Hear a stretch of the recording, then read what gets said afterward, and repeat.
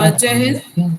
आज हम सभी 11वें अंतर्राष्ट्रीय योग दिवस के उपलक्ष्य में आयोजित इस विशेष वेबिनार में उपस्थित हैं। इस वर्चुअल प्लेटफॉर्म पर आप सभी का स्वागत है। आज के इस कार्यक्रम में जो मुख्य विषय है वो है हमारा योग और एवं समग्र स्वास्थ्य, यानी योग एंड होलिस्टिक हेल्थ। तो आज के हमारे इस कार्यक्रम में मुख्य वक्ता के रूप में डॉक्टर अमरजीत यादव, जो कि सहायक आचार्य और समन्वयक हैं योग एवं प्राकृतिक चिकित्सा संकाय लखनऊ विश्वविद्यालय, वो हमारे बीच उपस्थित हैं। हमें आपका महाविद्यालय परिवार और एनसीसी विंग की ओर से बहुत स्वागत करती हूँ। हमारे बीच हमारे कॉलेज की प्राचार्य प्रोफेसर मंजुला उपाध्याय जी मौजूद हैं। मैं आपका भी बहुत बहुत स्वागत और धन्यवाद करती हूँ। हमारे 19 यूपी गर्ल्स बटालियन के commanding officer colonel Deepak Kumar sir हमारे बीच मौजूद हैं। मैं आपको भी बहुत बहुत स्वागत और अभिनंदन करती हूँ। इस कार्यक्रम चाहे ऑफलाइन हो या ऑनलाइन हो, हम हमेशा एक संकल्प, और क्योंकि योग जब हम अभ्यास भी जब करते हैं तो एक संकल्प और प्रार्थना से शुरू करते हैं और एक संकल्प और प्रार्थना से ही उसका समापन भी करते हैं। तो मैं सबसे पहले कैडेट बुशरा हामिद को इस वर्चुअल प्लेटफॉर्म पर आमंत्रित करती हूँ कि अपने आप को अनम्यूट करें और संग गच्छध्वम संग बद्धध्वम, यानी सब साथ साथ चलें, सबका साथ में कल्याण हो, वो संकल्प और प्रार्थना को दोहराएं। Cadet Bushra Hamid.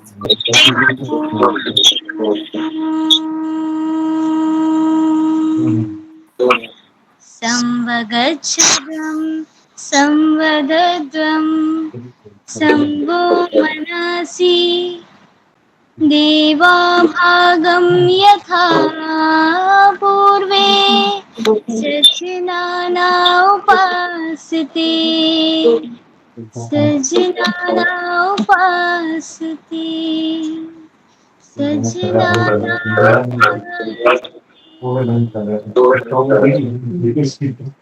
Thank you Bushra.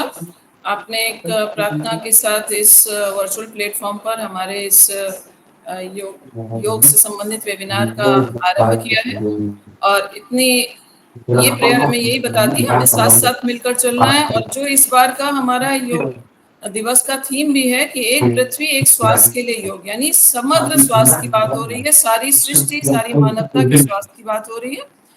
भारतीय संस्कृति हमारे जीवन पद्धति का एक आधार है और उसमें योग की एक महत्वपूर्ण भूमिका रही है। योग का अर्थ आमतौर पे जो हम केवल आसन और प्राणायाम से ले लेते हैं, तो योग का उद्देश्य केवल आसन और प्राणायाम यानी केवल शारीरिक स्वास्थ्य तक ही सीमित नहीं है, बल्कि ये इसकी साधना, योग की साधना जो है वो अष्टांग मार्ग की साधना है। अष्टांग मार्ग में यम, नियम, आसन, प्राणायाम, प्रत्याहार, धारणा, ध्यान और समाधि, ये 8 अंग आते हैं। इसमें से जो शुरू के यम और नियम है, जो हमें बताते हैं हमें क्या नहीं करना चाहिए और हमें क्या क्या करना चाहिए, यानी पहले बाह्य अनुशासन की बात होती है, तब हम आत्मिक उन्नति की ओर अग्रसर हो सकते हैं। तो इसका मतलब क्या हुआ कि ये शरीर, मन और आत्मा के संतुलन का विज्ञान है, यानी जीवन जीने की एक समग्र पद्धति है। तो जब हम समग्र स्वास्थ्य की बात कर रहे हैं तो उसमें शारीरिक, मानसिक, भावनात्मक और आध्यात्मिक सभी प्रकार के स्वास्थ्य को किस तरह से संतुलित किया जा सकता है, उसका माध्यम है योग। योग की साधना हम जानते हैं कि एक सरल और सहज जीवन जीने के लिए प्रेरित करती है, जो शारीरिक और मानसिक शुद्धिकरण के लिए भी बहुत आवश्यक है। शरीर के शुद्धिकरण के हम बहुत प्रयास करते हैं, लेकिन विचारों में किसी प्रकार के विकार ना आने पाए, इसके लिए भी प्रयास करने की आवश्यकता है। क्योंकि मानसिक शुद्धिकरण की जब हम बात करें तो हम ये देखते हैं कि आज वैश्विक स्तर पर आपसी संघर्ष, टकराव की स्थिति है, वैमनस्य की स्थिति है। तो ऐसे समय में योग की प्रासंगिकता और भी ज्यादा महत्वपूर्ण हो जाती है, क्योंकि ये कहीं ना कहीं हमें बैर की भावना का त्याग करना सिखाती है, हमें विश्व बंधुत्व की भावना, जो हमारा थीम ही बता रहा है कि एक समग्र स्वास्थ्य, पूरी पृथ्वी के स्वास्थ्य की कामना की जा रही है। तो ये सभी चीजें तभी आ सकती हैं जब हम अष्टांग योग की पूरी साधना को समझ सकें। इसलिए योग को समझना है तो हमें योग दर्शन को समझना आवश्यक होगा, क्योंकि जो सहजता और सरलता से जीने की प्रणाली योग हमें सिखाता है, ये सीखने के लिए हमें योग दर्शन को जानना भी आवश्यक है। क्योंकि यदि हमारा शारीरिक, मानसिक, आध्यात्मिक और सामाजिक स्वास्थ्य प्रभावित होता है तो उससे हमारी रोग प्रतिरोधक क्षमता भी प्रभावित होती है। तो ऐसे के लिए हम प्राकृतिक दिनचर्या अपना करके अपना सुरक्षा कवच जो है विकसित कर सकते हैं, और उत्तम स्वास्थ्य के लिए हम संतुलित आहार लें। ये छोटी छोटी चीजें हैं जो हमें ध्यान में रखनी है। हमें अपने फेफड़ों की सुरक्षा करनी है, लेकिन उसके साथ ही उसकी क्षमता बढ़े। हमें प्रकृति के फेफड़ों की भी सुरक्षा करनी है, जिसके लिए हमें निरंतर वृक्षारोपण की ओर भी अग्रसर होना चाहिए कि हम पृथ्वी के फेफड़ों को भी सुरक्षित रखें, तभी हम स्वयं भी सुरक्षित रह सकते हैं। तो इन सब बातों पर ही आज हम चर्चा करने के लिए एकत्रित हुए हैं, क्योंकि अगर योग का हम नियमित अभ्यास करते हैं तो हमारी रोग प्रतिरोधक क्षमता बढ़ती है, मानसिक संतुलन को ये बनाए रखता है, और जो निराशा, ईर्ष्या, भय जैसी भावनाएं हैं, इन पर नियंत्रण करना सिखाता है, और मैं मेरा से हम हमारा की ओर ले जाने की कोशिश करता है, इसकी ओर ले जाने का प्रयास करता है। तो हमारा प्रयास ये होना चाहिए कि हम योग को केवल एक दिन यानी 21 जून के लिए ही मात्र सीमित ना रखें। इसका नियमित अभ्यास हमारे जीवन में बहुत बड़ा बदलाव ला सकता है। लेकिन विडंबना यही है कि हम सभी एक दिवस पे बहुत वृहद स्तर पर इसको करते हैं, उत्सव की तरह से इसको लेते हैं। वैश्विक स्तर पर इसकी स्वीकार्यता भी इसलिए बढ़ी है, लेकिन नियमित दिनचर्या में हम कैसे इसको अपने जीवन में ला सकते हैं, इसके लिए आज हम यहाँ चर्चा करने के लिए एकत्रित हुए हैं। और इसके लिए मुख्य वक्ता के रूप में हमारे बीच में बहुत ही विशेष व्यक्तित्व डॉक्टर अमरजीत यादव जी मौजूद हैं। तो मैं बिना देरी के अब कैडेट दिव्या बर्थवाल को वर्चुअल प्लेटफॉर्म पर आमंत्रित करती हूँ कि वो आज के मुख्य वक्ता का परिचय दें और उसके बाद सम्मान सहित उनको इस वर्चुअल प्लेटफॉर्म पर अपने व्याख्यान के लिए आमंत्रित करें। कैडेट दिव्या बर्थवाल। जय हिंद एवरीवन। डॉक्टर अमरजीत यादव जी योग विज्ञान के क्षेत्र में एक अत्यंत प्रतिष्ठित और प्रेरणादायी व्यक्तित्व हैं। वे वर्तमान में लखनऊ विश्वविद्यालय के योग एवं वैकल्पिक चिकित्सा संकाय में सह आचार्य एवं समन्वयक के पद पर कार्यरत हैं। डॉक्टर यादव जी ने योग में एमएससी, पीएचडी तथा डीएससी की उपाधियां प्राप्त की हैं। योग और प्राकृतिक चिकित्सा के क्षेत्र में उनका योगदान अतुलनीय है। वह 17 पुस्तकों के लेखक हैं और अब तक 105 से अधिक शोध पत्र और लेख प्रकाशित कर चुके हैं। उन्होंने 165 से अधिक आमंत्रित व्याख्याएं दिए हैं और अंतर्राष्ट्रीय योग दिवस के आयोजनों में वर्ष 2015 से 2022 तक सह समन्वयक के रूप में महत्वपूर्ण भूमिका निभाए हैं। उन्हें उनके योगदान के लिए कई प्रतिष्ठित सम्मानों से नवाजा गया है, जिसमें शामिल है star of yoga science, Charakacharya award, Rajiv Gandhi समरसता award, gem of holistic natural health sciences, शैक्षिक उत्कृष्टता पुरस्कार और कई अन्य सम्मान। डॉक्टर यादव जी आयुष मंत्रालय, उत्तर प्रदेश सरकार के विभिन्न बोर्ड और समितियों में सक्रिय सदस्य रहे हैं और उन्होंने कई विश्वविद्यालयों के लिए योग में स्नातक और परस्नातक पाठ्यक्रम डिजाइन किए हैं। उनकी विद्वता, अनुभव और समर्पण हम सभी के लिए प्रेरणा का स्रोत है। और अब मैं पूरे सम्मान के साथ डॉक्टर अमरजीत यादव जी आज के मुख्य वक्ता को इस वर्चुअल प्लेटफॉर्म पर अपने व्याख्यान के लिए आमंत्रित करती हूँ।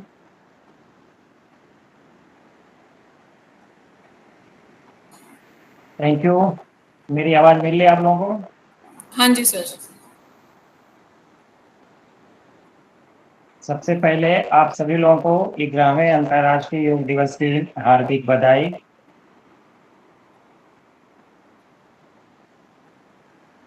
राष्ट्रीय cadet corps 19 Uttar Pradesh girls battalion तथा नवयुग कन्या महाविद्यालय लखनऊ के संयुक्त संयोजन में इस कार्यक्रम में मौजूद महाविद्यालय की प्राचार्य आदरणीय professor Manjula Upadhyay ji, major doctor मनमीत कौर सोढ़ी जी, कर्नल दीपक कुमार जी और महाविद्यालय के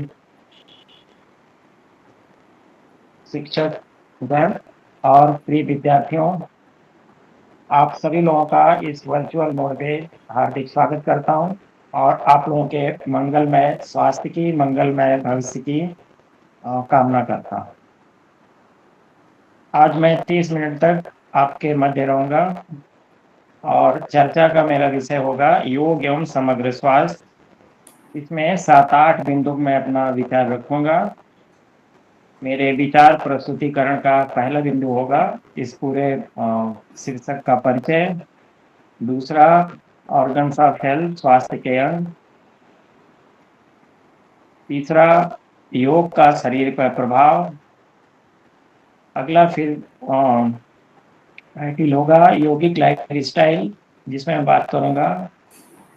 अगला चर्चा का बिंदु होगा शरीर की रोग प्रतिरोधक क्षमता। इसके बाद अगला बिंदु होगा life style diseases and yogic management. जीवन शैली जनित जो रोग हैं उनका किस तरह से योग के माध्यम से प्रबंधन हो सकता है, उस पर चर्चा करेंगे। और उसके बाद निष्कर्ष पूरी चर्चा का बताएं। आइए प्रारंभ करते हैं योग परिचर्चा, जिसका शीर्षक है योग एवं समग्र स्वास्थ्य। देखिए, योग एक ऐसा विषय है जो जीवन को रूपांतरित करता है, परिवर्तित करता है, संवर्धित करता है, स्वस्थ करता है।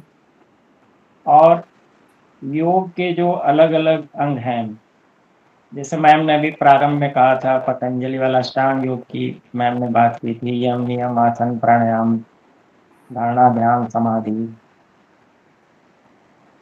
ये महर्षि पतंजलि के द्वारा प्रतिपादित अष्टांग योग की अवधारणा है।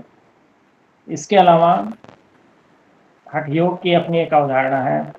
इसके अलावा गैरण संहिता की अपनी एक अवधारणा है। इसके अलावा योग के अलग अलग स्कूल्स हैं, ज्ञान योग, भक्ति योग, लय योग, मंत्र योग, ढेर सारे इसके स्कूल हैं।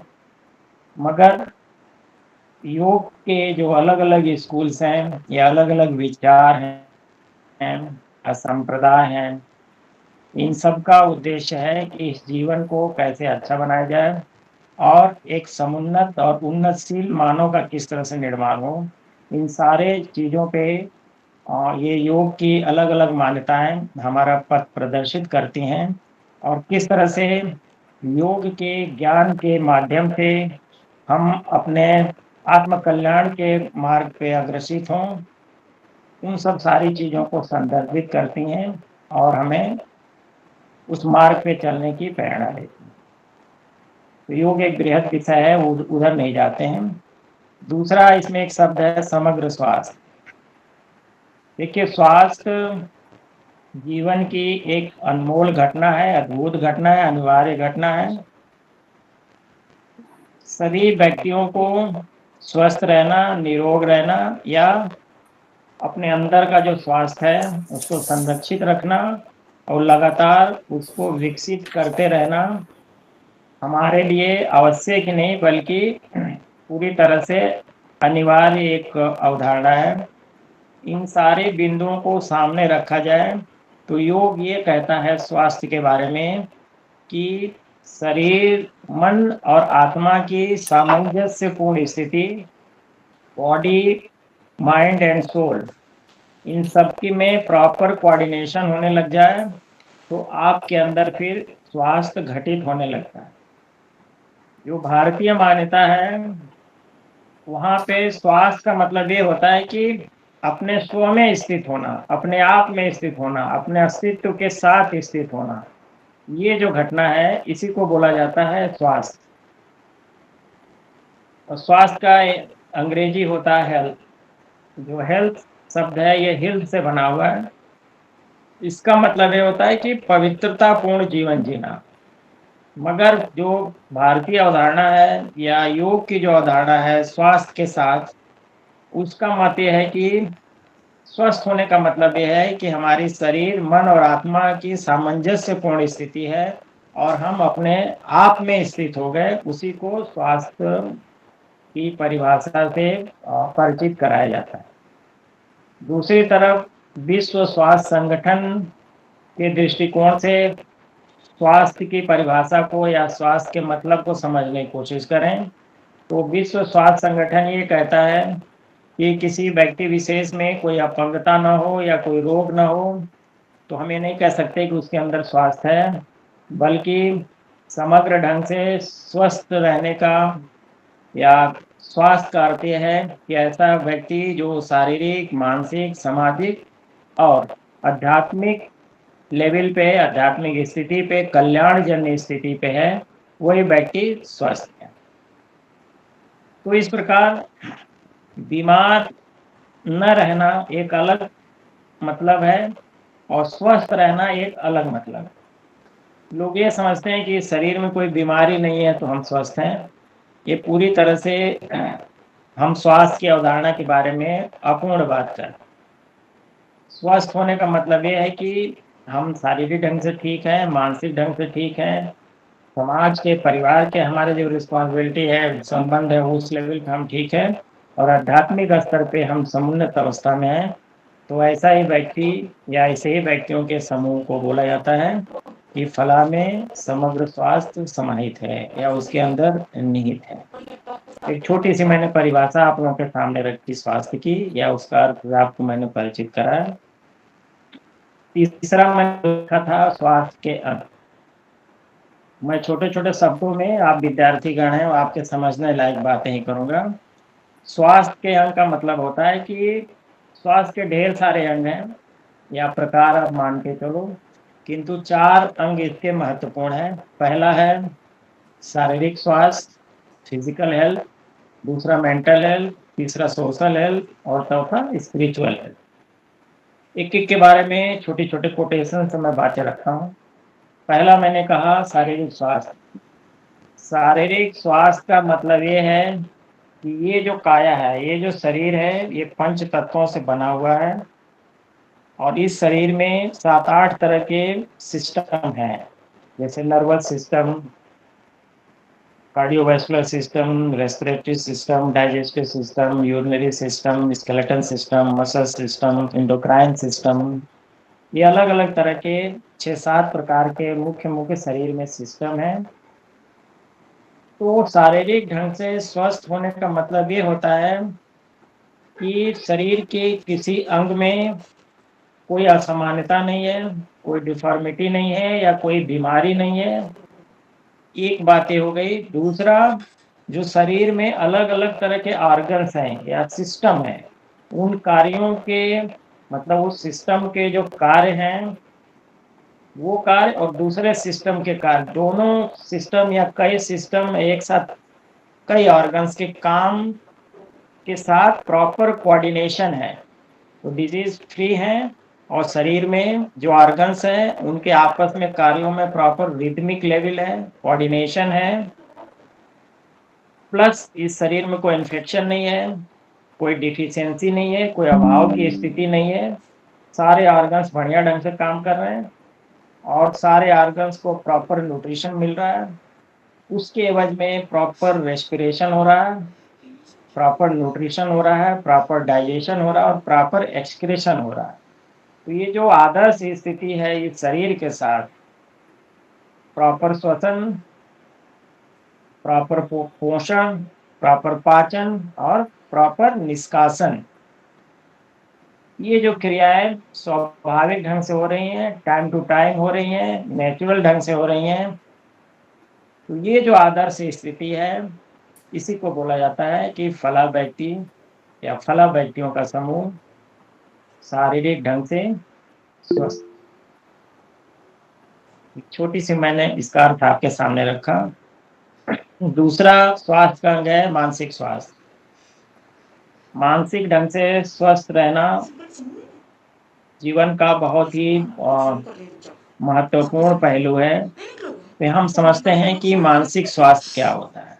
साधारण से अर्थों में मानसिक स्वास्थ्य का आप अर्थ लगाओगे तो इसका मतलब ये होता है कि हमारे अंदर या हमारे भाव में, हमारे विचार में अनुकूल परिस्थितियां और प्रतिकूल परिस्थितियां, दोनों परिस्थितियों में हम किस प्रकार का समायोजन कर पाते हैं। हमारे साथ अनुकूलता है या दूसरी तरफ प्रतिकूलता है, तो दोनों परिस्थितियों में हम अपनी सोच के हिसाब से, अपनी समझ के हिसाब से किस तरह से हम अपने आप को आदर्श स्थिति में रखते हैं, संतुलित रखते हैं। ये जो स्थिति है इसी को बोला जाता है मानसिक स्वास्थ्य, समायोजन की उच्च स्थिति। इसके अलावा मानसिक स्वास्थ्य एक मन और भाव की एक महत्वपूर्ण स्थिति है। इसमें व्यक्ति के निर्णय लेने की क्षमता, व्यक्ति के अंदर सिंपैथी और इम्पैथी, सिंपैथी मतलब संवेदनशीलता, इम्पैथी मतलब परानुभूति। इसके अलावा जो भी चीज हम सीख रहे हैं, समझ रहे हैं, उसको हम अच्छे से समझ पाते हैं, याददाश्त हमारी बढ़िया है। ये जो स्थितियां हैं ये व्यक्ति में मानसिक स्वास्थ्य है या नहीं उसको प्रेरित करती हैं या प्रदर्शित करती हैं। इसके अलावा मानसिक ढंग से स्वस्थ रहने का मतलब ये है कि हमारे अंदर समय पे सही निर्णय लेने की क्षमता है। दूसरा मैंने बताया कि समायोजन की बेहतर क्षमता है। डिप्रेशन नहीं है, एंजाइटी नहीं है, स्ट्रेस नहीं है, फोबिया नहीं है, सिजोफ्रेनिया नहीं है। जो मानसिक विकार हैं वो हमारे साथ नहीं जुड़ा हुआ है और हम लगातार अपने मेंटल फैकल्टी को, मानसिक स्वास्थ्य को बढ़ाते जा रहे हैं। तो ये सब मानसिक स्वास्थ्य के धरातल है। आप मान लो कि शरीर से बहुत कोई अच्छा है, उसके शरीर में कोई बीमारी नहीं, दिखने में भी अच्छा है, मगर उसको बहुत गुस्सा आता है, लगातार इरिटेट रहता है या स्ट्रेस उसे रहता है, डिप्रेशन रहता है। तो ऐसा व्यक्ति शारीरिक ढंग से तो देखने में स्वस्थ है मगर वो मानसिक ढंग से बीमार है। और अपने हिंदुस्तान में ज्यादातर मानसिक बीमारियों का लोग इलाज नहीं कराते हैं। आप विद्यार्थी गण हैं, आप इस संदेश को आगे बढ़ाइएगा। और मानसिक ढंग से अस्वस्थता में रहना या असामान्यता में रहना भी एक बीमारी है और इस बीमारी का भी संबंधित विशेषज्ञ से इसका इलाज कराना चाहिए। यदि हम लगातार 24 घंटे में कई घंटे गुस्सा में रहते हैं या बहुत ज्यादा पैनिक रिएक्ट करते हैं या लगातार हमारे अंदर निगेटिव थॉट्स आते हैं, तो ये सब परिस्थितियां ठीक नहीं है। इससे भी इसका चिकित्सकीय उपचार की जरूरत होती है या काउंसलिंग की जरूरत होती है। हर व्यक्ति के अंदर अनुकूलता और प्रतिकूलता आती है, मगर फिर यदि मन और मस्तिष्क ठीक है तो उस पर हम निर्णय लेने की हमारी क्षमता अच्छी होती है और प्रतिकूल परिस्थितियों को फिर हम अनुकूल परिस्थितियों में अपने निर्णय के आधार पर बदल सकते हैं। मगर ये घटना तब होने की संभावना होती है जब हम मानसिक ढंग से स्वस्थ। तीसरा मैंने अंग बताया था सामाजिक स्वास्थ्य। सामाजिक स्वास्थ्य का मतलब ये होता है कि हमारा हमारे परिवार के साथ या जिस स्थान पे हम कार्य करते हैं वहां पे या जिस समाज में रहते हैं वहां पे हमारे संबंधों का स्तर किस तरह का। यदि लोगों से हमारा संबंध अच्छा है, मधुर है, तो वो तय करता है कि हमारे अंदर कितना सामाजिक स्वास्थ्य। दूसरा, हम अपने समाज के लिए क्या क्या कर रहे हैं, किस तरह का एक्ट कर रहे हैं, किस तरह का कार्य कर रहे हैं अपने परिवार के लिए, अपने समाज के लिए, या हम जिस संस्था से जुड़े हुए हैं कहीं किस तरह का हम कार्य कर रहे हैं, अपने काम के प्रति कितना हम प्रतिबद्ध हैं और उस किए गए, हमारे द्वारा किए गए कार्यों का हमारी समाज में, हमारी सोसाइटी में, हमारी संस्था में कितना उसका रिकॉग्निशन है या कितना रेस्पेक्ट है, वो भी तय करता है कि आप कितने अच्छे ढंग से स्वस्थ हैं। तीसरा पॉइंट, समाज के साथ अपने अधिकारों के साथ साथ समाज के प्रति आपके जो अधिकार हैं उसके साथ ही साथ आपके कर्तव्य क्या क्या है समाज के लिए, उनके प्रति आप कितने सजग हैं, ये भी भावना तय करती है कि आपके हमारे सामाजिक स्वास्थ्य कितना। मान लो आपका नवयुग डिग्री कॉलेज है, सामने रोड है और एक ऐसा वहां पत्थर पड़ा हुआ है जिसपे कोई स्कूटी वाला आए या कोई विद्यार्थी वो गिर सकता है। दोनों तरफ लोग हैं मगर ये घटना हो रही है तो सैकड़ों लोग देख रहे हैं कि लोग आ जा रहे हैं, कोई किसी की स्कूटी उस पर चढ़ गई या टच हो गया तो गिर जाएगी, बेचारे को एक्सीडेंट हो जाएगा। तो ये जो परिदृश्य है इसमें कोई उसी में से एक आदमी निकल के आता है और वो पत्थर हटा देता है कि यहाँ किसी का एक्सीडेंट हो जाएगा, वो है सामाजिक ढंग से स्वस्थ। बाकी जो लोग मुख दर्शक हैं, देख रहे हैं, वो सामाजिक ढंग से स्वस्थ नहीं है, चाहे कितने भी आकार प्रकार के हों या उनकी अलग अलग स्थिति हो। तो सामाजिक ढंग से स्वस्थ होने का एक अपना ही दायरा होता है। अगला मैंने बताया आध्यात्मिक स्वास्थ्य। देखिए, योग ये कहता है कि आध्यात्मिक ढंग से स्वस्थ होने का मतलब ये है कि हमारे जीवन में सत्य कितना है, पहला आधार।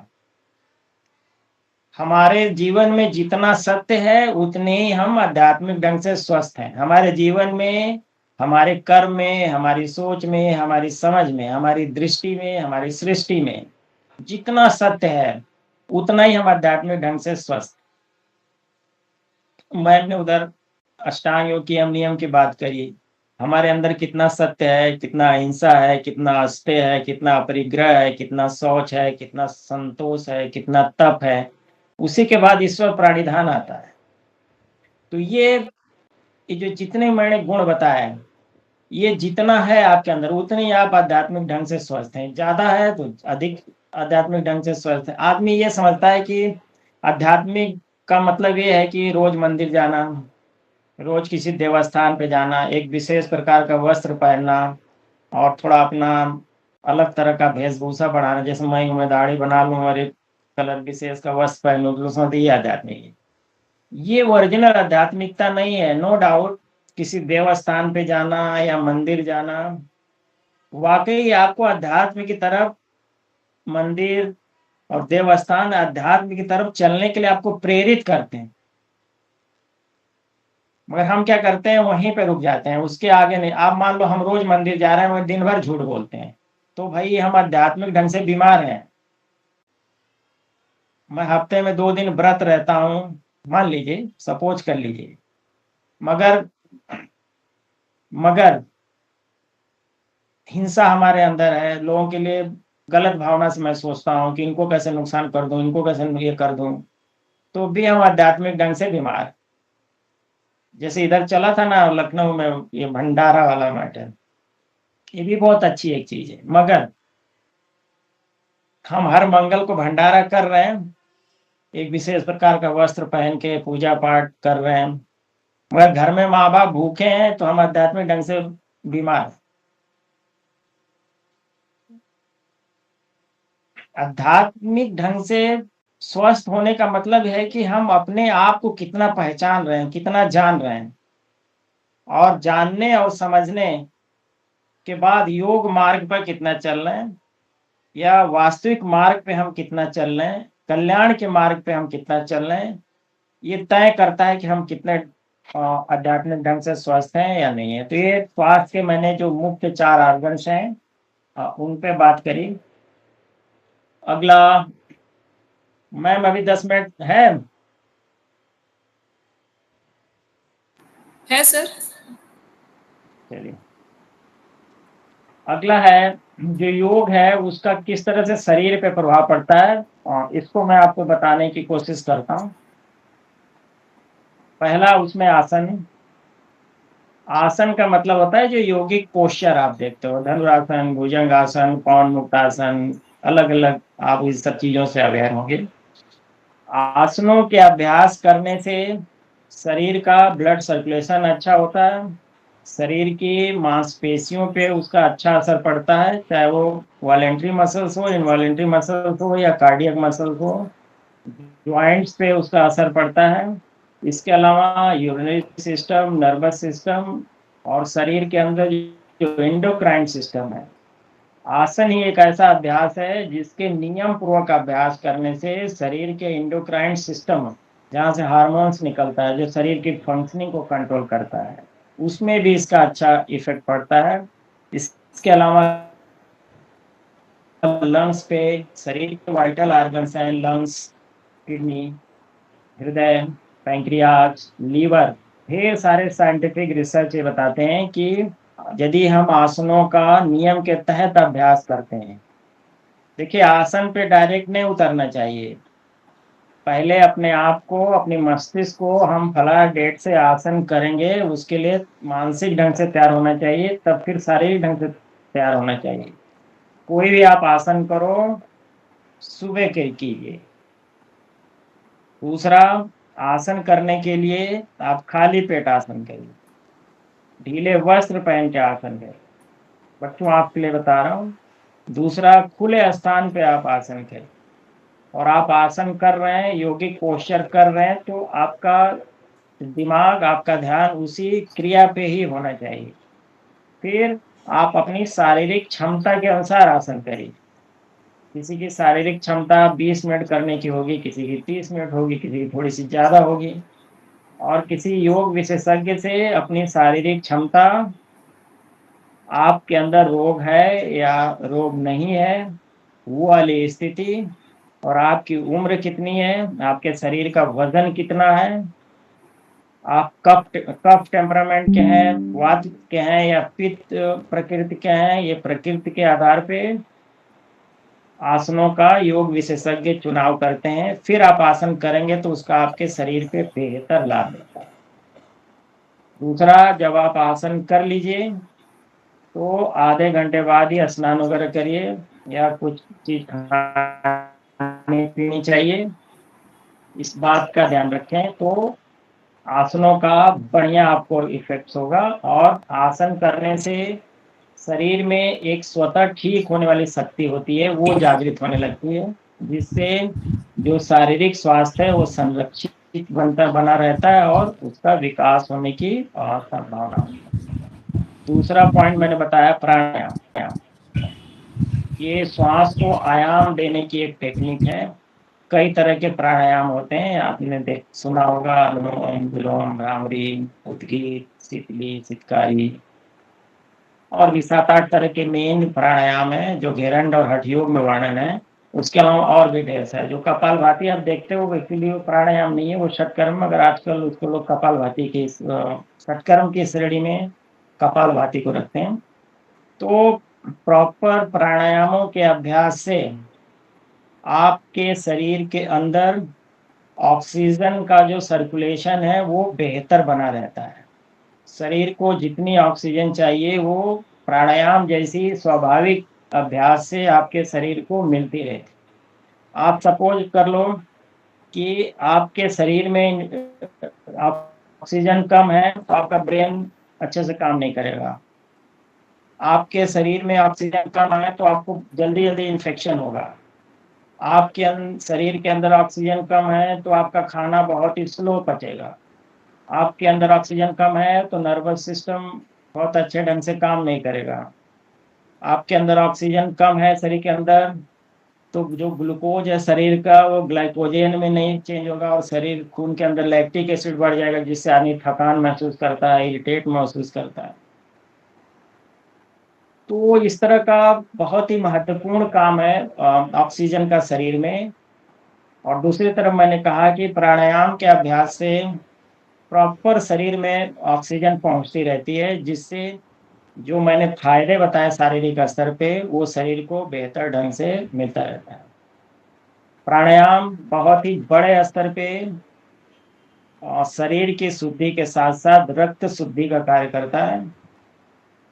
तो इस तरह से प्राणायाम आपकी रोग प्रतिरोधक क्षमता को बढ़ाता है, शरीर के वाइटल ऑर्गन्स की कार्य करने की क्षमता को बढ़ाता है और शरीर को शुद्धिकरण की तरफ प्रेरित करता है। आजकल आप देखोगे कि कहीं भी कोई ट्रेनिंग नहीं है कि 20 मिनट गहरी सांस लीजिए, इत्मीनान से बैठ के गहरी। देखिए हमने क्या किया, चांद पे चले गए, समुद्र की गहराई नाप ली, इलेक्ट्रॉन प्रोटॉन मैनेजमेंट, इंजीनियरिंग। एक का लीवर खराब हो गया तो दूसरे का लीवर उसमें लगाने की टेक्निक, मगर जीवन कैसे जिया जाए इसकी कोई टेक्निक हमने सीखी नहीं, ना कोई सिखाया जाता। जबकि ये सारी उपलब्धियां हम स्वस्थ रहेंगे, निरोगी रहेंगे तभी तो हो पाएगी। आजकल क्या है कि व्यक्ति के घर में सब कुछ सेट है, sofa set, TV set, dinner set, ये सेट वो सेट, मगर उसमें रहने वाला आदमी अब सेट है। ऐसे ही तो है, हर परिवारों में ऐसा नहीं है मगर ज्यादातर परिवारों में ऐसा है। इन सारे आप यदि अपसेट रहते हैं उस समय भी आप उथली सांस लेते हैं, और उथली सांस लेने का मतलब कि प्रॉपर ऑक्सीजन आपके शरीर में नहीं जा रही या शरीर को नहीं मिल रही। उससे क्या होगा, मैंने जितना काम बताया वो शरीर का वो प्रभावित हो जाता है, तो फिर शरीर अस्वस्थता की तरफ ही तो जाएगा। तो प्राणायाम का अभ्यास शरीर को बहुत ही ज़्यादा स्वास्थ्य प्रदान करता है, शरीर को गतिमान रखता है। अगला एक योग में है षटकर्म। इसमें शरीर शुद्धि के अलग-अलग साधन हैं, जिससे इस शारीरिक स्वास्थ्य के साथ-साथ ये पंच तत्वों से बने हुए शरीर की शुद्धि किया जाता है। उसके अलग-अलग नाम है, उधर नहीं जाना चाहते हैं। अगला पॉइंट मैंने बताया मेडिटेशन। आज का समय तनाव और दबाव और स्ट्रेस, एंजाइटी का है कि नहीं? आदमी क्या है कि एक हिस्से में बाहर लड़ रहा है, बाहर तनाव में है, एक अंदर भी तनाव, अंदर भी संघर्ष कर रहा है और बाहर भी संघर्ष कर रहा है। तो इन सब मानसिक समस्याओं में ध्यान का बहुत ही महत्वपूर्ण योगदान है। ध्यान के अभ्यास करने से आपके जीवन में आनंद आएगा, बैलेंस आएगा और जो तनाव है उसका विसर्जन होगा। वो इसलिए कि ध्यान का अभ्यास करने से आनंद प्रदान करने वाले हार्मोन्स का सिक्रेशन, उनका निकलना बढ़ जाता है, जैसे डोपामाइन, सेरोटोनिन। दूसरी तरफ जो लोग तनाव में रहते हैं या स्ट्रेस में रहते हैं, उनके खून के अंदर एड्रेनलिन और कार्टिसोन, इस तरह के हार्मोन्स का परसेंटेज ज़्यादा होता है, इसीलिए लोग तनाव में रहते हैं, स्ट्रेस में रहते हैं। तो ध्यान करेंगे तो ये जो एंगर टेम्परामेंट लाने वाले जो हार्मोन्स हैं, उनका प्रतिशत कम होगा और ध्यान के अभ्यास से जो आनंद और खुशी लाने वाले जो हार्मोन्स हैं, उनका परसेंटेज बढ़ेगा। इसलिए ध्यान से आप देखोगे स्ट्रेस, टेंशन ये सब मैनेज होता है। दूसरी तरफ ध्यान का अभ्यास करोगे तो ब्रेन वेव्स अल्फा, डेल्टा, इनकी फ्रीक्वेंसी बढ़ती है, जो चित्त को शांत करता है, मन को शांत करता है, अपने आप में गहराई आपके अंदर लाता है। अगला पॉइंट मैंने दिया था योगिक लाइफस्टाइल। योगिक लाइफस्टाइल का मतलब ये है कि छोटी-छोटी बातें जो जीवन के लिए बहुत ज़रूरी है, प्रॉपर आप श्वास वाला जो प्रोसेस है वो करिए, आवश्यक रूप से करिए। एक ऐसा आप शेड्यूल आप बना लीजिए, उस टाइम आप गहरी श्वास लें, प्राणायाम ना करें तो गहरी श्वास लेने का आप अभ्यास करिए। सात्विक आहार पे रहिए, 7 से 8 घंटे ज़रूर नींद लीजिए। नींद लेना कुदरत की एक बहुत ही बेहतरीन दवाई है। नींद से आपका शरीर अगले दिन के काम के लिए तैयार हो जाता है। इसके अलावा प्रॉपर पानी पीजिए, अपनी शारीरिक क्षमता के अनुसार, जिस प्रदेश में रहते हैं, जिस क्लाइमेट में रहते हैं, उस हिसाब से आपके शरीर में पानी की कमी न होने पाए। आप कोशिश करिए, डेली योगासन करिए, योगासन नहीं कर पाते हैं तो मॉर्निंग वॉक करिए और संभव हो तो नंगे पैर करिए। आपका पैर धरती से स्पर्श होना चाहिए, इसके भी बहुत ज़्यादा फायदे देखे गए हैं। दूसरा, सकारात्मक, हर चीज़ को सकारात्मक ढंग से लीजिए, इसका जीवन में और स्वास्थ्य के संदर्भ में बहुत बड़ा रोल है। तो इस तरह से छोटी-छोटी यौगिक लाइफस्टाइल के बारे में मैंने बताया। ढेर सारी चीज़ें हैं मगर समय मैंने बताया था आधा घंटा। इसके अलावा लाइफस्टाइल के डिजीज़, आजकल हाई बीपी, डायबिटीज, मोटापा, अस्थमा, आर्थराइटिस, इस तरह की जो बीमारियां हैं लोगों में, और दुनिया में, देश में, अपने प्रदेश में ढेर सारे लोग हैं जो इन सब बीमारियों से ग्रसित हैं। तो ये जो लाइफस्टाइल खराब होने के कारण जो बीमारियां होती हैं, उनको बोला जाता है लाइफस्टाइल डिजीज, जीवन शैली जनित रोग। उसमें जो मैंने 4-5 बीमारियां बताई ये महत्वपूर्ण है, इसके अलावा भी हैं। तो ये जो बीमारियां हैं 1-2 दिन या 2 साल या 3 साल में नहीं होती। जब हम वर्षों-वर्षों गलत लाइफस्टाइल जीते हैं, आर्टिफिशियल लाइफस्टाइल जीते हैं, तब ये बीमारियां हो। तो योग ये कहता है कि एक निश्चित उम्र के बाद ही हम यौगिक खान-पान, योगासन, प्राणायाम, ध्यान, षटकर्म और भी मानसिक अभ्यास करना सीख लें, तो इन सब बीमारियों से लड़ने की शक्ति हमारे अंदर आ जाती है और फिर इन सब बीमारियों से हमारा बचाव भी हो सकता है। जैसे हाई बीपी है तो इसके लिए क्या है, डेली पिल्स खानी है। जब तक आप दवा खाओगे तब तक नॉर्मल रहेगा, 1-2 दिन आप छोड़ दो तो फिर उसी तरह से हो जाएगा। तो हर एक बीमारी का एक अपना कॉज है, उसका सिम्टम्स है। वो जैसे हाई बीपी में भी हम लोग अलग-अलग तरह का पैकेज बताते हैं कि ये लाइफस्टाइल मॉडिफिकेशन है, फूड हैबिट्स में चेंज करना है, उसके बाद यौगिक काउंसलिंग करते हैं, उसके बाद यौगिक सूक्ष्म व्यायाम बताते हैं, फिर आसन बताते हैं, प्राणायाम बताते हैं, रिलैक्सेशन की प्रोसेस बताते हैं, बंद का अभ्यास है, फिर रिलैक्सेशन है, फिर प्रेयर के साथ उसको समाप्त करते हैं। उसी तरह से डायबिटीज है, उनमें भी अलग अलग तरह का पैकेज है। अस्थमा में है, अर्थराइटिस में है। अर्थराइटिस भी 20-19 तरह की होती है।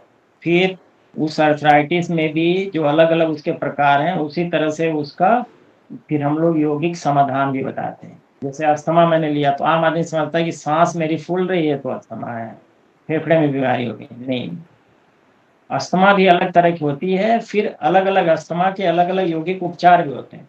जैसे अस्थमा हो गया, देखो, bronchial asthma, cardiac asthma, renal asthma, haemolytic asthma, allergic asthma. आम आदमी समझता है कि सांस फूल रही है तो फेफड़े में कोई दिक्कत है। देखिए, सांस फेफड़े में प्रॉब्लम होने से जो सांस फूलने की बीमारी ब्रोंकियल अस्थमा होगी, उसका अलग उपचार होता है योग में। और हार्ट में प्रॉब्लम होने से सांस फूलने वो कार्डियक अस्थमा होगी तो उसका उपचार फेफड़े वाली अस्थमा से नहीं रिलेटेड, उसका अलग तरह का उपचार है। किडनी में खराबी हो गई तो रीनल अस्थमा है, उसका उपचार कार्डियक और लंग्स वाली प्रॉब्लम से एकदम से अलग तरह का है। कुछ लोगों को एलर्जी के कारण होती है अस्थमा, तो उसका अलग तरह का है। तो कहना मैं ये चाहता था कि जो भी बीमारियां हैं, टेलीविजन में देख के या कहीं पढ़ के या कोई वीडियो देख के आप ना करिए। आप अच्छे ढंग से योगाभ्यास बीमारी के संदर्भ में या अपने हेल्थ को प्रमोट करने के संदर्भ में या फिटनेस को अच्छा रखने के संदर्भ में करना चाहते हैं, तो किसी योग विशेषज्ञ, पढ़े लिखे योग विशेषज्ञ की सलाह से करेंगे तो इन सब बीमारियों में बढ़िया मैनेजमेंट होता है।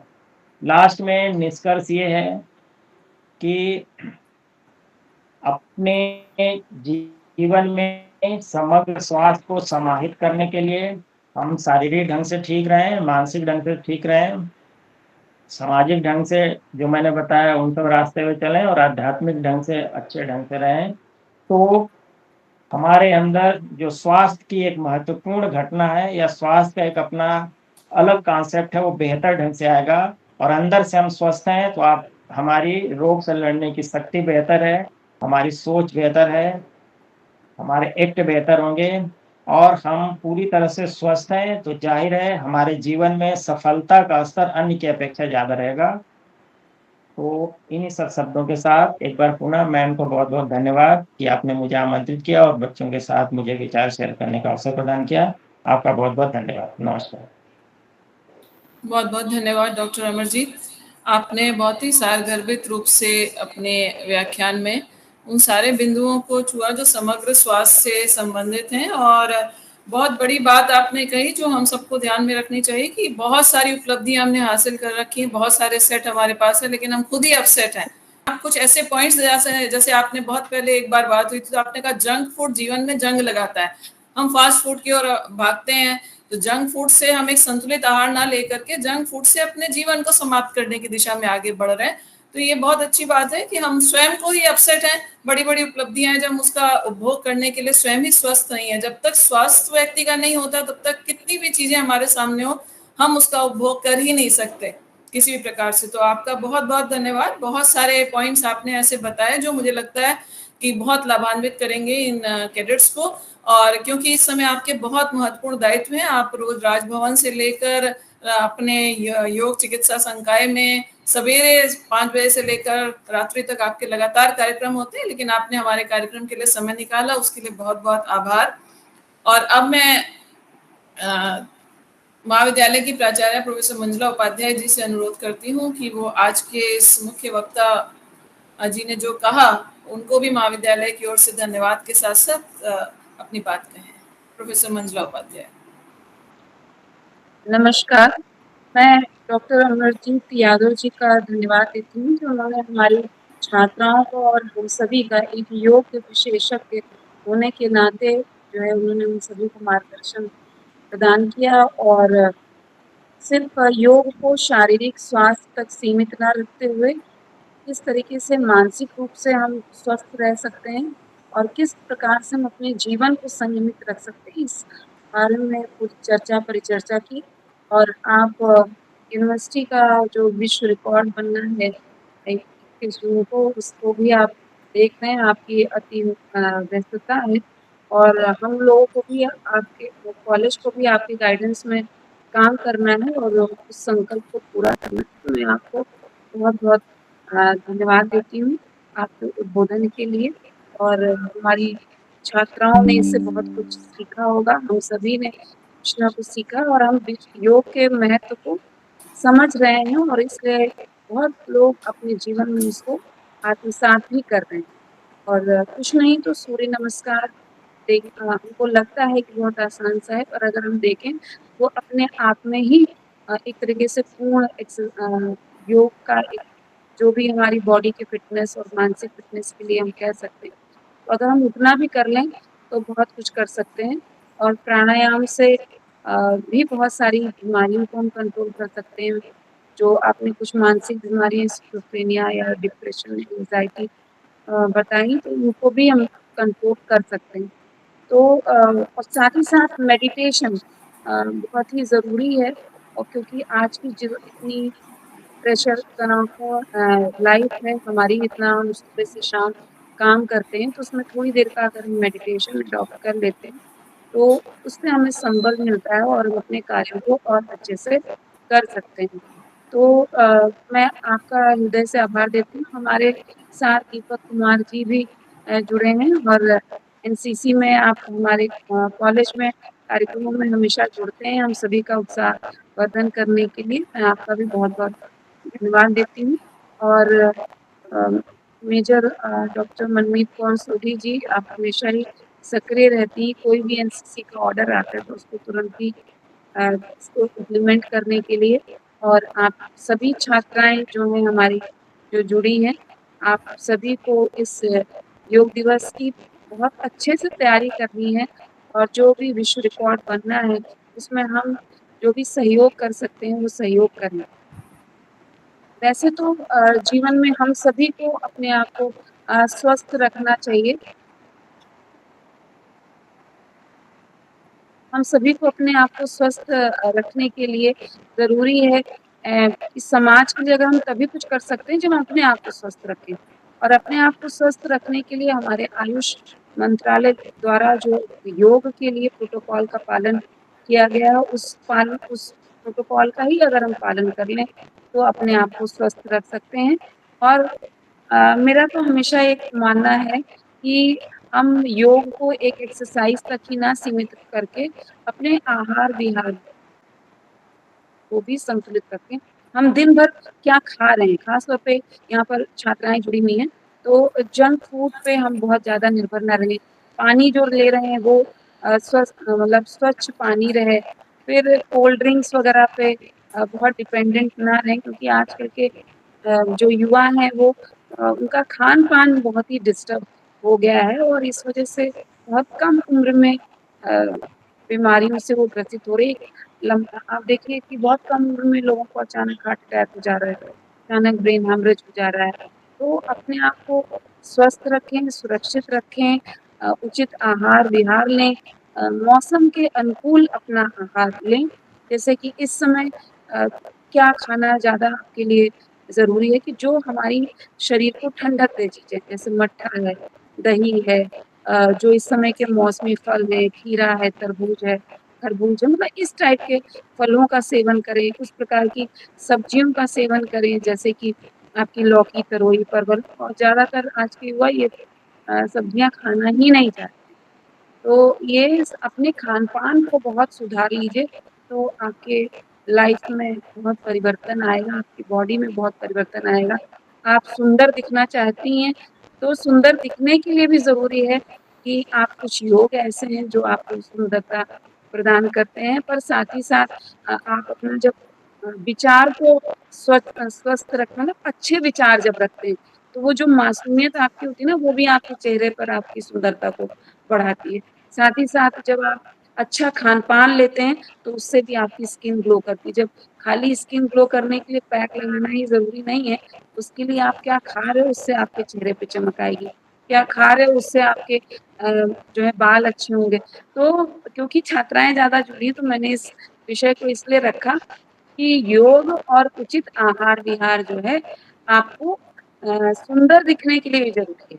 और स्वस्थ रखने के लिए। अगर आप स्वस्थ हैं तभी आप सुंदर लगोगे, क्योंकि अगर अभी 2 दिन भी बुखार आ जाए आपको तो पूरा चेहरा उतर जाएगा आपका।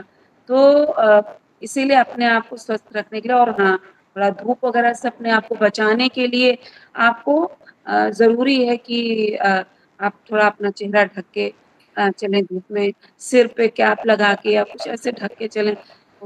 डायरेक्ट एक्सपोज़र ना दें। जिन चीज़ों से बचाव करना चाहिए, उन चीज़ों से अपने आप को बचाएँ भी। तो हम सभी अगर इन चीज़ों का पालन करेंगे तो हम सभी स्वस्थ रहेंगे, क्योंकि एक विकसित समाज के लिए ज़रूरी है कि वहाँ के जितने नागरिक हैं सभी स्वस्थ रहें, और हेल्थ पर एक्सपेंडिचर को हम मिनिमाइज़ कर सकें। हेल्थ एक्सपेंडिचर मिनिमाइज़ हो सकता है, prevention is better than cure, हम बचपन से ही सुनते आ रहे हैं। तो एक तरीके से योग जो है वो प्रिवेंशन की तरफ जाता हुआ कदम है, और अगर हम प्रिवेंशन को फॉलो करेंगे तो हमारा हेल्थ एक्सपेंडिचर कम होगा, इंडिविजुअल पर भी, फैमिली का भी हेल्थ एक्सपेंडिचर कम होगा, और इससे एक देश का भी हेल्थ एक्सपेंडिचर कम होगा। हम ये सोचते हैं कि जितने ज़्यादा हम हॉस्पिटल्स बना दे रहे हैं, जितना ज़्यादा हम हेल्थ पे खर्चा कर रहे हैं, वो हमारे डेवलपमेंट को दिखाता है। पर मेरा मानना ये है कि हमें जितना कम इन सब चीज़ों पे खर्च करना पड़े, मतलब अगर बीमार हैं तो नेचुरल सी बात है, उन बीमार लोगों को कैटर करने के लिए हॉस्पिटल्स या उतना इंफ्रास्ट्रक्चर होना चाहिए। पर एक स्वस्थ समाज की निशानी यही है कि हेल्थ एक्सपेंडिचर कम हो। एक विकसित भारत के लिए ज़रूरी है कि एक अच्छा इंफ्रास्ट्रक्चर हो, पर गवर्नमेंट को जितना कम हेल्थ एक्सपेंडिचर पे खर्च करना पड़े हॉस्पिटल्स और इन सब पे, उतना ही अच्छा है। पर हमारी प्रिपेयर्डनेस तो हमेशा रहनी है, इसलिए हम कर रहे हैं। और हमारी जो अल्टरनेटिव चिकित्सा प्रणाली है, जैसे आपकी आयुर्वेद है, यूनानी मेडिसिन्स हैं, होम्योपैथी है, तो एलोपैथी के साइड इफ़ेक्ट्स को काउंटर, उसमें साइड इफ़ेक्ट्स ज़्यादा होते हैं, तो उनको काउंटर करने के लिए हम अल्टरनेटिव मेडिसिनल जो पद्धतियाँ हैं, उनको भी अपना सकते हैं।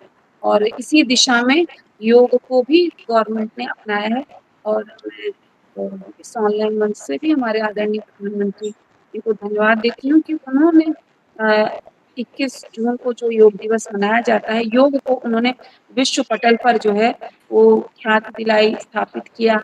आप अभी 21 जून को देखिएगा, पूरे विश्व में जो है बढ़ चढ़कर योग मनाया जाता है। शुरू में जैसा कि हम किसी भी अच्छे काम की जब शुरुआत करते हैं तो या नए काम की, तो कुछ ना कुछ उसका प्रतिकार भी होता है। लोग शुरू में नहीं एक्सेप्ट कर रहे थे, लोग उसका मज़ाक भी उड़ा रहे थे, और भारत में ही उसका विरोध कर रहे थे।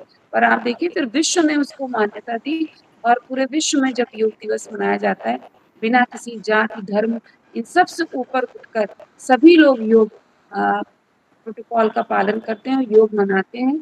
तो हमें किसी के भ्रम में नहीं आना है, क्योंकि कोई भी, जैसे अगर कोविड आया तो उसका अगर इलाज आया तो बिना किसी जाति, धर्म के भेदभाव के सभी को उसका जो चिकित्सा प्रणाली उसको अडॉप्ट करना पड़ा, क्योंकि हमें इंडिविजुअली अपने आप को स्वस्थ रखना है। मनुष्य जाति तो एक ही है ना, हमें अगर जीवित रहना है, जब अपने जीवन पे संकट आना है, अपना भला सोचना है, तो हमें इन सारी चीज़ों से उठकर काम करना है। तो जो अच्छे काम होते हैं उनमें हमें अपना सहयोग देना है, और मैं यही संदेश अपनी छात्राओं को देना चाहती हूँ, और सभी लोग योग दिवस के कार्यक्रमों में बढ़-चढ़ कर हिस्सा लें, यही सबसे आग्रह है। फिर से हमारे मुख्य वक्ता डॉक्टर अमरजीत जी का, दीपक कुमार जी का और मनमीत दीक्षित जी का धन्यवाद देती हूँ। साहिब जी। बहुत-बहुत धन्यवाद आपके उद्बोधन के लिए, और मुझे लगता है आपकी ये बात कि छात्राएँ हैं क्योंकि, और छात्राएँ सुंदर दिखनी चाहिए, और वो सुंदर तभी दिखेंगी जब वो संपूर्ण रूप से, समग्र रूप से स्वस्थ हों। तो ये इनको ज़्यादा समझ में आएगी, बच्चों कैडेट्स ने इस चीज़ को ज़्यादा अच्छे से सुना होगा और समझा भी होगा। अब मैं बिना किसी देरी के अपने commanding officer 19 UP girls battalion colonel Deepak Kumar sir को भी अपने उद्बोधन के लिए आमंत्रित करती हूँ कि वो कैडेट्स को मोटिवेट भी हमेशा से ही करते रहे हैं, और साथ ही साथ खुद भी बहुत स्वस्थ जीवन शैली को अपनाते हैं, और कैडेट्स को हमेशा उसके लिए मोटिवेट करते हैं। Colonel Deepak Kumar sir. Thank you ma'am.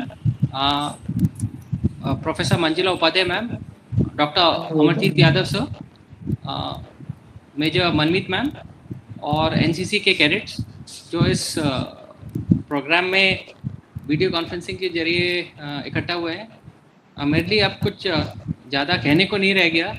जब डॉक्टर यादव बात कर रहे थे तो उन्होंने चीज़ों को और योग के बारे में और इस विषय को, योग और समग्र स्वास्थ्य को इतनी अच्छी तरीके से हमें बताया, योग की बारीकियां समझाई कि अगर हम अपने जीवन शैली में योग को एक तरीके से अपना लें तो उससे बड़ी बात कुछ नहीं हो सकती।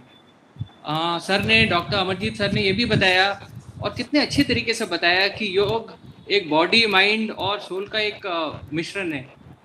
अगर हम इसके बारे में थोड़ा सा विचार करें तो, और प्रोफेसर मंजुला उपाध्याय मैडम ने भी बताया कि अगर हम योग को अपने जीवन के शैली में ले आएँ, दिनचर्या में ले आएँ और जैसे हम हर पल जीते हैं, हर दिन जीते हैं, उसमें ज़्यादा से ज़्यादा योग को शामिल करें तो शायद डॉक्टर्स पे या मेडिकल हेल्थ पे हमारा खर्च काफ़ी कम हो सकता है। और दोनों ने, प्रिंसिपल मैडम ने भी और सोडी मैम ने भी बताया कि योग आप लोगों के त्वचा का निखार और आप लोगों को सुंदर दिखने में भी मदद करेगा। तो प्लीज़ आप योग को अपने जीवन शैली में लेके आएँ और साथ ही साथ योग को अच्छी तरीके से अपनाएं। जहाँ तक मैं इनफैक्ट सोडी मैम से ये भी बात कर रहा था कल कि जब हम बच्चे थे आप लोगों की तरह, तो योग के पीरियड को देख के दूसरी तरफ भागते थे और उसकी जो सीरियसनेस है इतनी ज़्यादा नहीं लेते थे। परंतु जब अब हमें इतने अच्छे तरीके से डॉक्टर अमरजीत यादव सर जैसे लोगों ने हमें इतने अच्छे तरीके से, इतनी बारीकियों से बताया और जैसे जैसे योग पटल पे आ रहा है हमें पता लग रहा है कि योग कितना महत्वपूर्ण है। पहले हम लोग सोचते थे कि जैसे आप लोग अपनी भाषा में बोलते हैं योग कूल नहीं है, पर अब मुझे लगता है योग से ज़्यादा कूल कुछ भी नहीं है। वेस्टर्न लोग अब योग के प्रति इतने आकर्षित हो गए हैं। हमारा जो इंटरनेशनल डे ऑफ योगा है इतना मशहूर है, विदेश में मेरे ख्याल से यूएन ने भी इसको अभी अडॉप्ट कर लिया है। हम हर चीज़ में भिन्न हो सकते हैं पर योग में पूरा देश, पूरा विश्व इकट्ठा हो रहा है। तो ये योग की एक बहुत ही बड़ी एक कहते हैं लीप ऑफ, जो फेथ होता है ना, लीप ऑफ फेथ, योग के प्रति लोगों का विश्वास बढ़ा है। सो एज स्टूडेंट्स आप लोग अभी भी बच्चे हैं और अगर योग को अपनी जीवन शैली का एक हिस्सा बना लें तो आपको ज़िंदगी में हमेशा काम आएगी। मैं अभी अपनी वाणी को विराम देता हूँ और डॉक्टर अमरजीत यादव सर को अपना आभार प्रकट करता हूँ। थैंक यू सर, आप आए, आप हमसे एनसीसी से जुड़े एंड मैं आपसे अपेक्षा भी करता हूँ और डिमांड भी करता हूँ कि जब हम और भी प्रोग्राम करें, एनसीसी हमारे कैंप में करें, तो हम आपको निमंत्रण भेजेंगे और आपसे बिल्कुल आशा के साथ विश्वास भी है मेरा कि आप आएंगे हमारे साथ और बच्चों बिल्कुल आऊंगा सर, बिल्कुल आऊंगा। Thank you so much sir and हम कैंप में आपको बुलाएंगे and we are very grateful आप आए और इतनी अच्छी जानकारी रखी, इतनी बारीकी से हम लोगों को योग के बारे में समझाया। Thank you so much and thank you professor Upadhyay ma'am, thank you Manmeet ma'am and thank you all cadets for joining. Bushra ने बहुत अच्छे से आज अपना बताया, शुरू में जो उन्होंने बड़ी अच्छी पंक्तियों से आज इनॉग्रेट किया इस सेशन का और इवन दिव्या ने भी बहुत अच्छी तरीके से इस सेशन में अपना जो योगदान दिया। Thank you both cadets and keep doing well. Thank you everyone. जय Hind. Back to you ma'am. Thank you so much sir. जय हिंद सर। अब हम वाइंड अप करते हैं पूरे सेमिनार को कि डॉक्टर अमरजीत यादव सर ने बहुत अच्छे से ये बताया कि किस तरह से हम अपने मन, वचन और कर्म में कितना हमारे सत्य है। मेन चीज वही है कि हम मनसा, वाचा और कर्मणा से कितना एकाकार होकर के बात करते हैं, क्योंकि आज की विडंबना ये है कि हम सोचते कुछ हैं, कहते कुछ हैं और करते कुछ और है।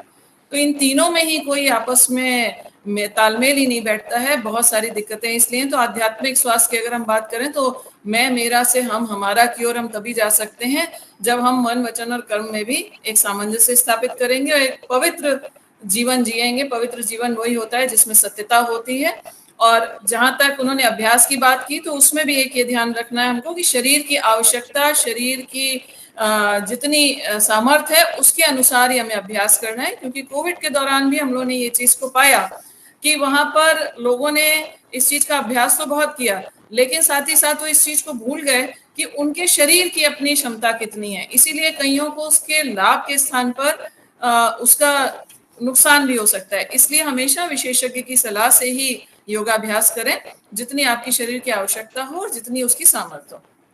इसके अलावा आपने ये भी बताया कि किस तरह से योग जो हमें निराशा से आशा की ओर, प्रतिकूलता से अनुकूलता की ओर लेकर के जाता है, और कैसे हम अपने एक जीवन में संतुलन स्थापित कर सकते हैं। और मानसिक स्वास्थ्य, जैसा कि आपने बताया, ये वाकई आज के दौर में खास तौर से, जहाँ पे जो आपकी बात बिल्कुल सही थी कि जितना बाहर तनाव चल रहा है उससे ज्यादा हमारे भीतर चल रहा है। बाहर के तनाव से तो हम फिर भी एक बार को जूझ सकते हैं, लेकिन जो अंदर का तनाव है वो हमें अंदर से खोखला करता है और शारीरिक रूप से बहुत अस्वस्थ करता है। तो हमें इन सब चीजों पर ध्यान देना है और लगातार योग को नियमित अभ्यास का हिस्सा बनाना है। और योग के पूरे 8 अंग के बारे में जब हम जान करके उसका निरंतर अभ्यास करेंगे तो उससे बहुत अधिक लाभान्वित हो सकते हैं। तो कुल मिलाकर के आज का जो भी व्याख्यान कार्यक्रम, जो सेमिनार वेबिनार हमारा था, वो मुझे लगता है कि बहुत लाभप्रद रहा सभी के लिए। और अब हम जैसा कि योगाभ्यास के समय हम आरंभ भी संकल्प प्रार्थना से करते हैं और अंत भी, तो मैं उसके लिए कैडेट सौम्या थापा को इस वर्चुअल प्लेटफॉर्म पर आमंत्रित करती हूँ कि वो आए और सभी के सुखों की कामना के प्रार्थना के साथ इस वेबिनार का समापन भी करेंगे। कैडेट सौम्या थापा। जय एवरीवन।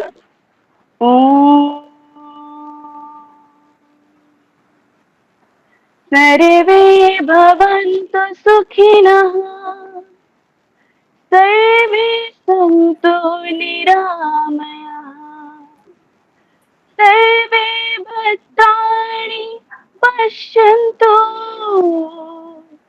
मा कश्चित् दुःख भाग् भवेत्, मा कश्चित् दुःख भाग् भवेत्।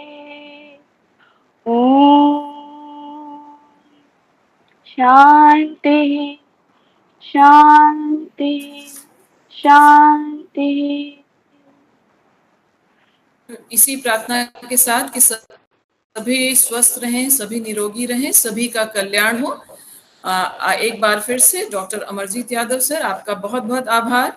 कर्नल दीपक कुमार सर और 19 बटालियन की पूरी टीम जो इस वेबिनार के माध्यम से जुड़ी, आपका भी बहुत बहुत आभार, धन्यवाद। हमारी महाविद्यालय की प्राचार्य प्रोफेसर मंजुला उपाध्याय जी, और साथ में और भी बहुत सी प्रवक्ताएं, प्रोफेसर ऋचा शुक्ला, डॉक्टर सीमा, डॉक्टर सुनीता, मैंने बहुतों को देखा, वो सभी का बहुत बहुत धन्यवाद कि आप सबकी उपस्थिति में छात्राएं और प्रेरित होती हैं इस तरह के कार्यक्रम को करने में। और इसी के साथ मुझे लगता है कुछ अन्य विद्यालयों के कैडेट्स भी इसमें जुड़े हैं, उन सब का भी बहुत बहुत आभार और धन्यवाद कि आप लोग इसमें आए। और आप सभी के मंगल कामना के साथ इस सेमिनार को हम यहीं पर समाप्त करते हैं। बहुत बहुत धन्यवाद। नमस्कार।